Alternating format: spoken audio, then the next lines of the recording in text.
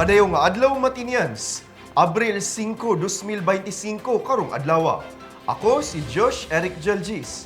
Uban ni kami alang sa mga labas nga mga balita gikan sa lokal nga panggamhanan. Ubos sa administrasyon ni Mayor Michelle Nakpilrabat. Ug aniya ang atong mga headlines.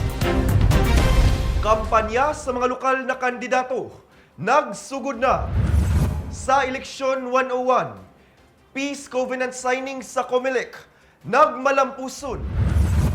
PPE gipang apod-apod sa City Enro. National Drowning Prevention Month gipahigayon. Sa police report, National Most Wanted Person patay. Ug sa sports, Mati City Taekwondo Gyms nagmadaugon. Kana ug uban pa sa pagbalik sa Ang Mati Karon.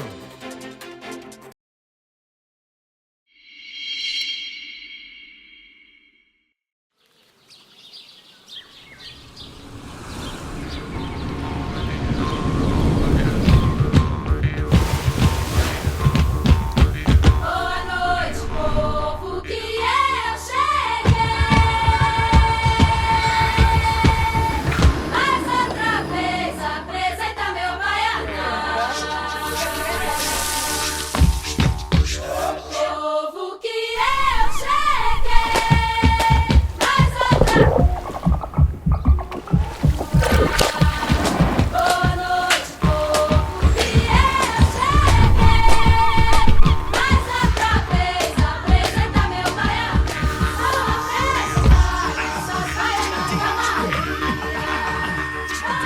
Mati is where to be. Make it Mati. Maganahay nga di.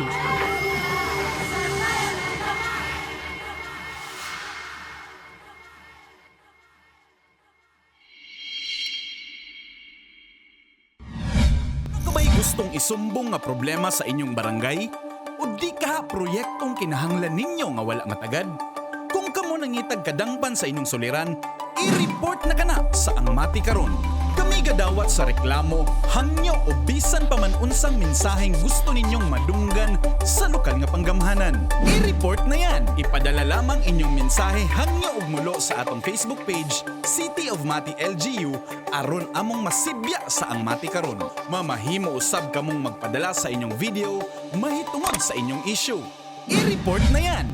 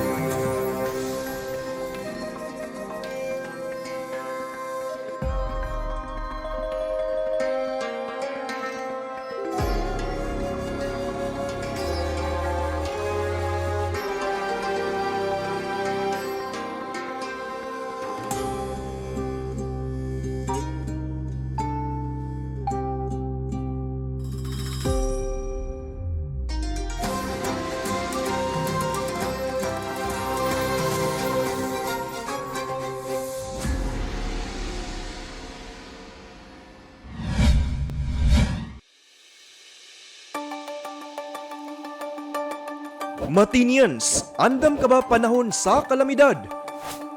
Ang Go Bag usa sa mga alibyo aron kaminusan ang epektong hatod sa kalamidad o emerhensiya. Ali, tabangan ta ka magprepara og Go Bag aron ready ka pirmi. Una, iandam ang sinina ug uban pang bisti nga magamit sulod sa duha hangtod tulo ka adlaw. Pagkaong di dali mapano sama sa dilata, biskwit, noodles ug uban pa. Tubig mainom, kutsara, tinidor, plato ug plastic bags. Toiletries sama sa toothbrush ug toothpaste, sanitary napkin para sa mga babae, sabon ug shampoo, hand sanitizer ug alcohol. First aid kit sama sa band-aid, mga tambal, ointment para sa mga samad, maintenance medication kung naa. Survival kit sama sa pocket knife na dunay can opener, flashlight ug posporo o lighter, ug pito. Mga gadget sama sa radyo, battery, power bank, charger ug extension cord. Human kini tanan maandam, ibutang kini sa bag na dili dali mabasa. Ang go bag ibutang sa butanganan na dali ra makita. Inumdumi, mas luwas ang taong andam. I-ready na ang inyong mga go bags, Matinians. Kabalo ka ba? Nga otomatikong kansilado ang klase sa mga eskwelahan kung adunay bagyo, kusog nga pagulan, baha ug kusog nga linog. Subay sa DepEd Order No. 37 Series of 2022. Otomatikong makansela ang klase gikan preschool hangtod grade 12 kung adunay na issue na tropical cyclone wind signals. 1, 2, 3, 4 o 5 gikan sa PAG-ASA o ang Philippine Atmospheric, Geophysical and Astronomical Services Administration. Gawas sa bagyo, otomatikong kanselado sab ang mga klase kung adunay gi-issue ang PAG-ASA na orange ug red rainfall warning. Mamahimo sab na magsuspende og klase ang lokal na panggamhanan tungod sa pagulan bisan og walay warning gikan sa PAG-ASA. Samtang otomatikong makansela sab ang mga klase kung adunay flood warning gikan sa PAG-ASA.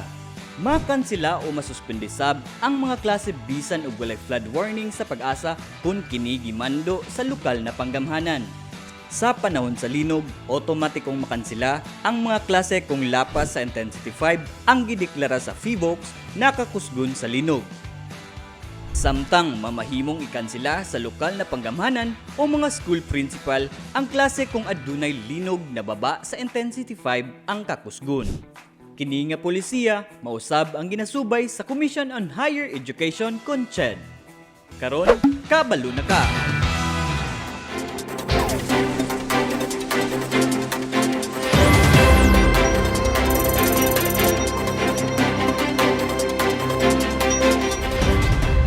Kanya-kanya na og lusad ug pagpahigayon og mga aktibidad, ingon man pakulo ang mga magpapili karong umaabot na eleksyon sa Mayo sa pagsugod sa campaign period kaniadtong Marso 28, 2025.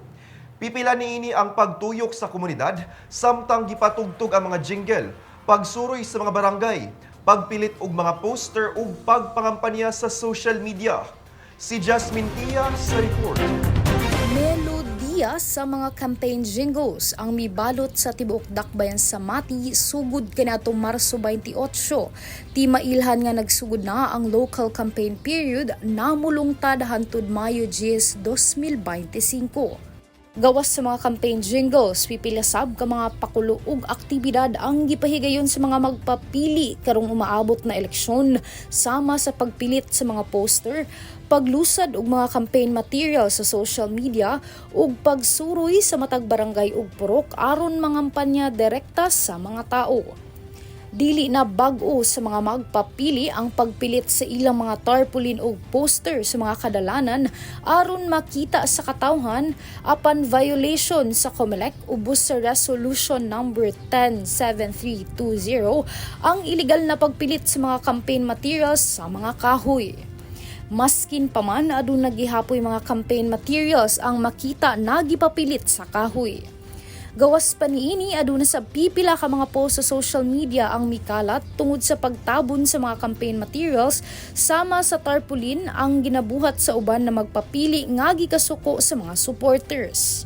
Samtang di ikalimod ang kasikaton sa programa sa mga ayuda sama sa AKAP, AIX, Tupad ug uban pa. Apan aduna nay gipasa na ayuda baning subay sa eleksyon na ipatuman karong umaabot na Mayo 2 hangtod 12. Mao kini ang mga pipila ka do's and don'ts karong campaign period.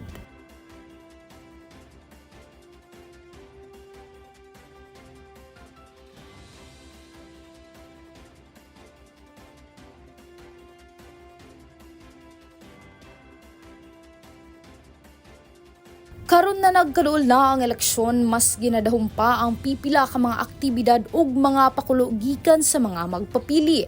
Apan maayo lamang na dili magpadala sa mga pakulo ug gimmick ug mas mutan-aw sa mga plataporma sa mga magpapili. Tungod ang atong boto sagrado ug di angay na ibaligya maskin ug kinsaman. Kini si Jasmine Tia para sa Ang Mati karon. Gisalmutan sa mga kandidato ang gipahigayong candidates briefing ug peace covenant signing sa COMELEC. Gi-anunsyo usab ang listahan sa mga approved online campaign platforms sa probinsya sa Davao Oriental. Si Gilbis Jean Patalinog sa report.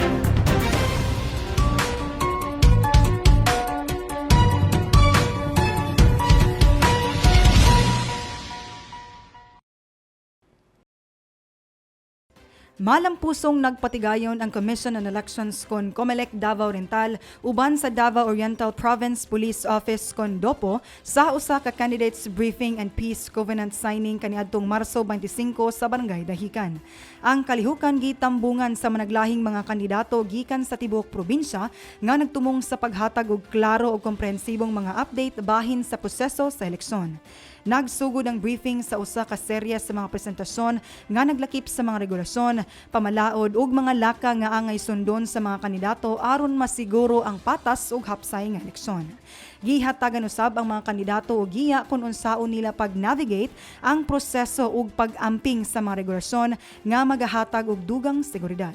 Human sa briefing, ang Provincial Committee on Kontrabigay kon PCKB nagpahigayon og ceremonial signing diin ang mga miyembro sa komite mipasalig sa pagsuporta sa mga pulisiya ug prinsipyo sa COMELEC.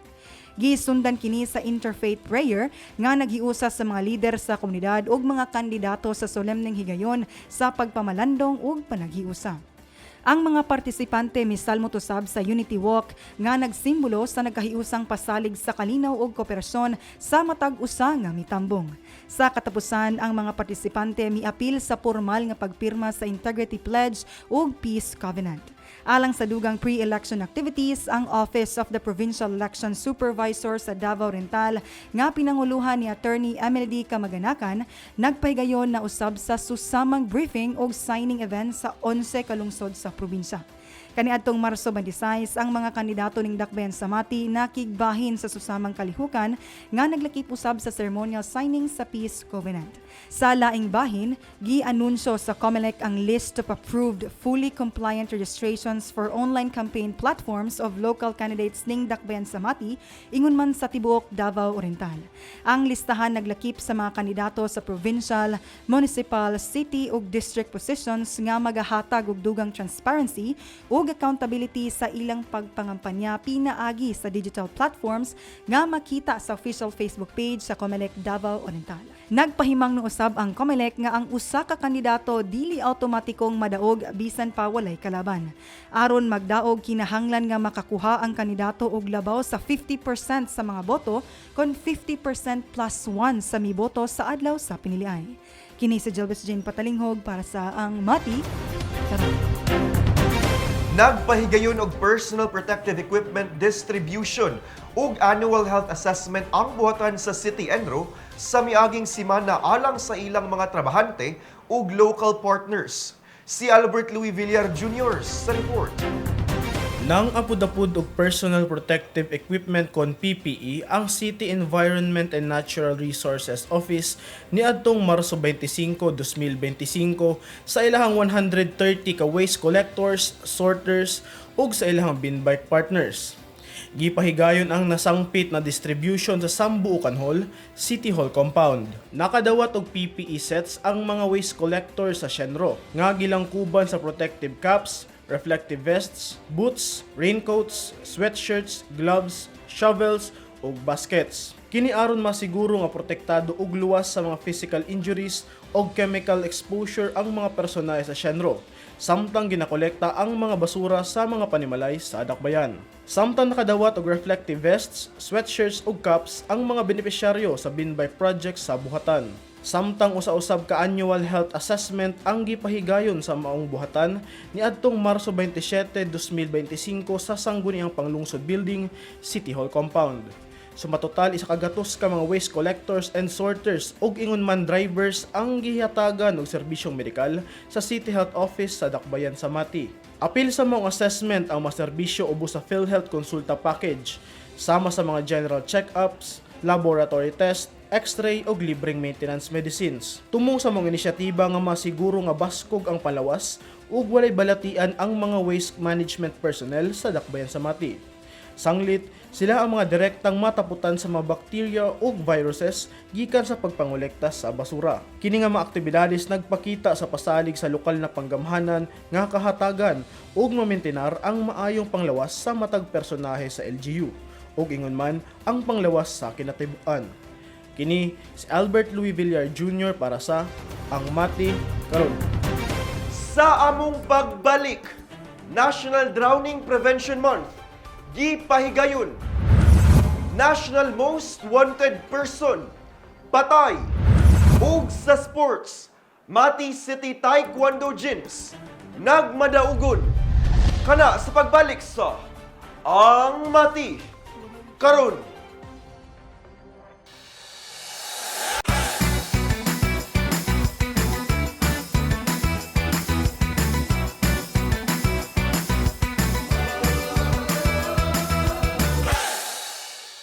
Madayaw na adlaw Matinians, ani na sab kita sa tong segment na Matinians on the Street. Dinhi lamang sa Ang Mati Karon. Karong bag-o, usa ka hulagway nila ni Mayor Michelle Rabat ug kanhing Congressman Mayo Almario ang nikatap sa Facebook nga nagpakita nga bisan pa nga sila magkaatbang sa umaabot nga eleksyon sa pagkamayor, nagpabilin gihapon ang ilang maayong relasyon ug respetuhan. Ang maong litrato naghatag og klarong mensahe nga bisan pa man og nagkontra sila sa politika, gipakita nila ang tinuod nga sportsmanship ug pagsinabtanan. Apan bisan og makita nga maayo ang ilang relasyon, pipila ka mga supporters nila ang medyo agresibo, dili lamang online kundi apil usab sa ilang lihok sa komunidad nga nagdala og dili kinahanglan nga kagubo. Busa alang sa atong pangutana karong sa Manaha, unsa ang mensahe nga gusto nimong ipaambit sa mga supporters sa mga kandidato aron mosunod ang hapsay nga eleksyon? Tara, ubani kami og atong sutaon ang tubag sa mga Matinians. Para sa akong message sa mga fans is hundangon na nila ang pag-compare kay each candidate has a good heart, char. Dapat iwasan na nila ang mga away-away kay dili man na nindot sa ato ang kuan. Sa isa diri sa ato ang community. Dapat tanang tao is magtinabangay ta, magkahiusat ta kay mao man na ang way para kuan na ay peace na mahitabo sa isig tao. Para sa ako, simple lang. Like, kanang lang, dapat magtinabangay, tapos magsinabtanay sad, tapos magsunod sa mga rules, sa mga, lang. Umisayan na ako sila, kinsa ilahang butuhan na silang dughan, lang tiguan para wala na isabo, wala na issue ba, para patas lang ang labanan, wala na daghang istorya. Kung kinsa man tong na silang duol silang dughan, mao na lang silang iboto. So ako lang ikaingon sa mga katawhan diri sa Mati City nga magkahiusa jud ta dito sige kagubot ay ilkaya nato ang kagubot ko. So ako ang mamensahe lang sa mga supporters is kanang magkahiusan lang jud. Akong maingon sila nga. Kuan lang good, both wisely lang good. Sports lang ba kanang bitawng magkailangan awayan good ang tanan para lang good mo daog ang imong gisuportaran. Para sa kuha lang. Okay ra mo sa kuha kung kinsay mo daog, kinsay mapildi kay natural na magina. Kailangan magkaroon ng harmonious between sa both sa lahaba. Magkahiusa sila nga dili sila ingon nga magkuan sila kanang mag-away kung kinsa ilahang ang ilahang gikahigugmaan or asig door silang kasing-kasing ilahang Dili lang yun ta magdinautay sa isa ka adlaw lang nga eleksyon ba kaysa maguba ang panagambiguhay o pagkuyog sa isa ka adlaw lang nga eleksyon. Ug mao kana ang tubag sa Matinians kabahin sa atong pangutana karong semana. Ubanin na usab kami sunod semana din hilamang sa Matinians on the Street. Ako si Jilvis Jean Patalingog, amping!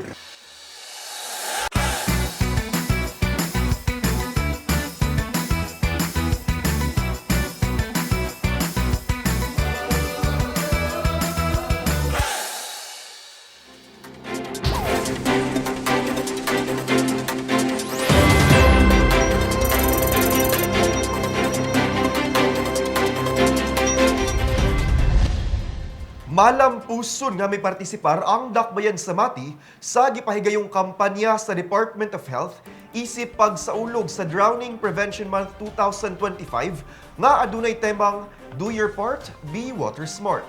Anya ang report. Matag Marso, ginasaulog ang Drowning Prevention Month ug karong tuig 2025, nagpatigbabaw ang kampanya sa Department of Health kon DOH nga adunay temang Do Your Part, Be Water Smart. Sa panguna sa DOH, kauban ang Davao Oriental Provincial Health Office ug Mati City Health Office, nagpahigayon og 3 ka adlaw nga Drowning Prevention and Emergency Response Training kaniadtong Marso 26 hangtod 28, 2025 didto sa Honey's Hotel and Restaurant diri sa Dakbayan sa Mati. Ubos sa maong kampanya, giawhag ang katawhan nga sundon ang 4Bs aron malikayan ang pagkalunod. Una, bantayan. Bantayan ang mga bata nga nagalangoy. Ikaduha, bida salbabida. Mugamit og mga life vest o salbabida. Ikatulo, barrier. Magbutang og mga babag sa mga delikadong tubig. Ug ikaupat, bawal ang alak. Likayi ang pag-inom sa alkohol samtang naglangoy. Ang una ug ikaduhang adlaw sa lecture nagpasiugda sa mga hands-on execution, samtang ang ikatulong adlaw mitutok sa usa ka pool simulation exercise nga gipanguluhan sa Philippine Coast Guard. Kini nga mga kahanas gilangkuban sa basic life support, standard first aid ug water safety response nga gitambungan sa mga resort owners, staff, lifeguards ug lay rescuers. Nagpahimangno sab si Provincial Health Officer 2 Dr. Reden V. Bersaldo nga dili lang sa resort mahitabo ang pagkalunod, apan pwede kini mahitabo sa balay, ilabi na kung adunay mga balde o palanggana nga ana ay tubig nga ginadulaan sa mga bata ingon man sa panahon sa pagbaha. Samtang gihagit usab ni City Health Officer Dr. Ben-Hur Katbagan Jr. ang tanang partisipante nga paningkamutan nga mobaba ang kaso sa pagkalunod sa Dakbayan sa Mati karong tuiga, pinaagi sa pagpakalat sa mga impormasyon ug kahanas batok sa pagkalunod. Ang maong selebrasyon nagdasig sa panagiusa alang sa mas luwas nga Davao Region batok sa kaso sa pagkalunod. Patay ang usa sa mga national most wanted person human misukol sa kapulisan atol sa pagpahigayon sa warrant of arrest operation kaniadtong Marso 27 sa Barangay Science, Dakbayan sa Mati. Si Nash Tiguelo sa report.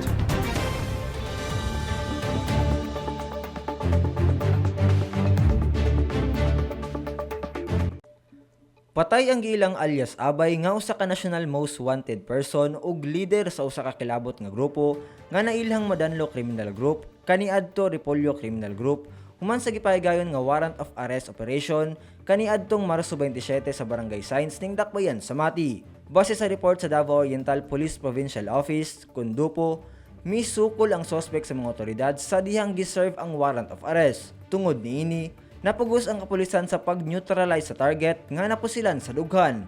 Daling gidala sa tambalanan ang suspect apan gideklarang dead on arrival human sa usa ka oras nga medical intervention. Na-recover sa crime scene ang usa ka .45 caliber Colts government model pistol, mga magazine, live ammunition, fired shells, usa ka badya nga motorsiklo ug uban pang personal nga gamit sa suspect. Ang suspect nga giilang si Ray Juan Madanlo alias Abay adunay daghang warrants of arrest nga naglakip sa mga kaso nga murder, frustrated murder ug attempted murder.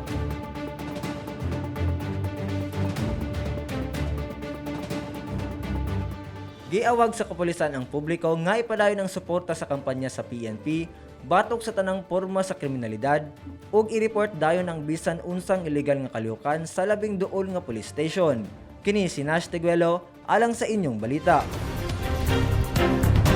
Nakakupot og ubay-ubay ka mga medalya ang Lionheart Top Mati sa gipahigayong Taekwondo Kyorogi Championship 2025 kaniadtong Marso 30 didto sa Dakbayan sa Davao.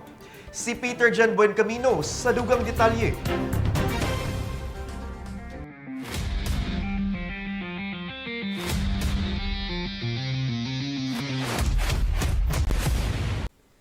Gipasiugdahan sa Elite Taekwondo Association of the Philippines ang maong torneo kung diin gisalmutan kini sa 296 ka mga atleta gikan sa napulo ka mga taekwondo clubs ubos sa top.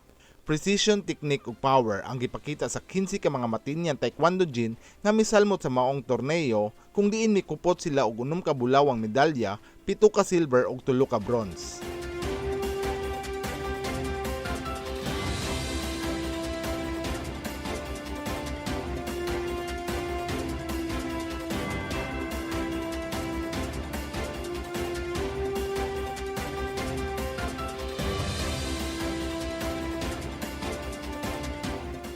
Na mahimong madaugon ang mga batanong atleta ubos sa pagbansay sa ilang mga dedicated nga mga matutudlo sa Lionheart Top Mati Main nga gipangunahan ni Chief Instructor Almanay Blaze Canania.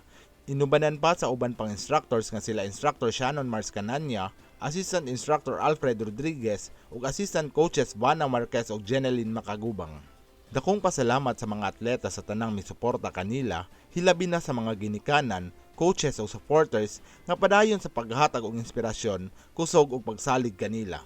Tungod sa kadaugan sa Lionheart Mati, pinaagi sa ilahang pagbansay sa disiplina ug dedikasyon sa taekwondo, mamahimo kining inspirasyon sa tanang kabatan-unan nga gustong makatuon sa maong martial art. Kini si Peter Jan Buencamino para sa Ang Mati karon. Ug mao kana ang atong mga pinakauling balita gikan sa City of Mati, LGU. Ako si Josh Eric Jalgis. Ubani kami sunod simana matag Sabado diri lang sa Ang Mati karon. Atong kanunay hinumduman nga magbakusganon, magmatinabangon ug magmahigugmaon matag adlaw.